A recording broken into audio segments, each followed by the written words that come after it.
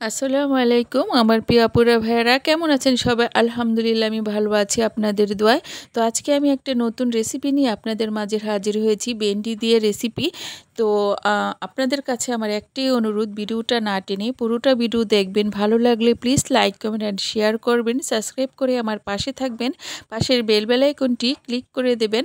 তো আমি এখানে ভেন্ডি নিয়েছি 500 গ্রামের মতো। তো 500 গ্রাম ভেন্ডি আমি এখানে নিয়েছি। তো ভালো করে কিন্তু ওই ভেন্ডিগুলা ধুয়ে নিয়েছি। ধুয়ে আমি একটা ছুরি দিয়ে সাইজ করে কেটে নিয়েছি। আপনারা চাইলে বটি দিয়েও কেটে নিতে পারেন।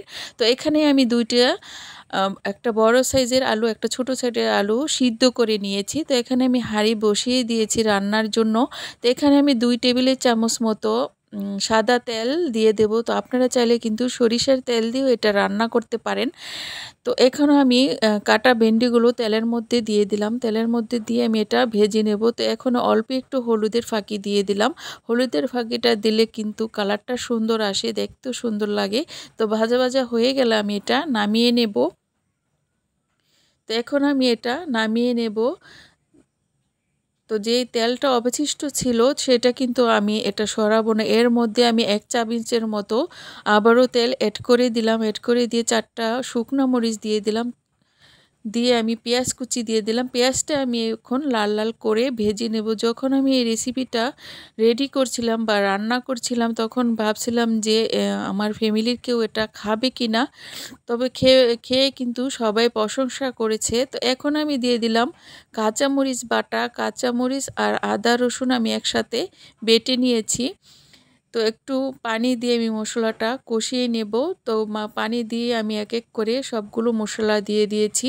তো এখানে আমি লাল মরিচের ফাঁকি অল্প ব্যবহার করেছি যেহেতু কাঁচামরিচ বাটাটা দিয়েছি। তো হাফ চামচ মরিচের ফাঁকি, 1 চামচ হলুদের ফাঁকি, 1 চামচ গরম মশলার বাটা, 1 চামচ জিরা ফাঁকি আর টমেটো দিয়ে কিন্তু ভালো করে মশলাটা কষিয়ে নেব।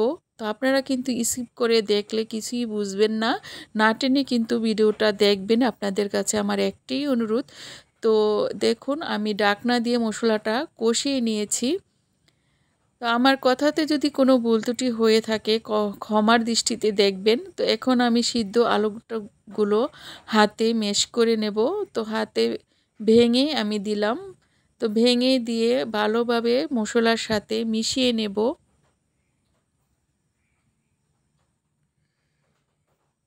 তো দেখুন আলুটা কিন্তু মশলার সাথে মিশানো হয়ে গেছে।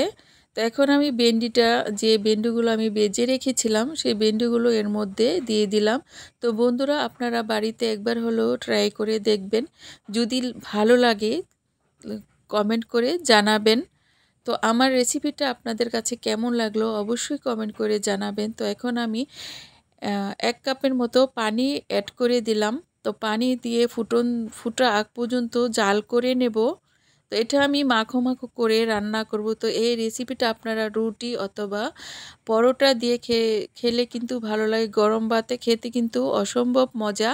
তো আপনারা অবশ্যই বাড়িতে ট্রাই করবেন।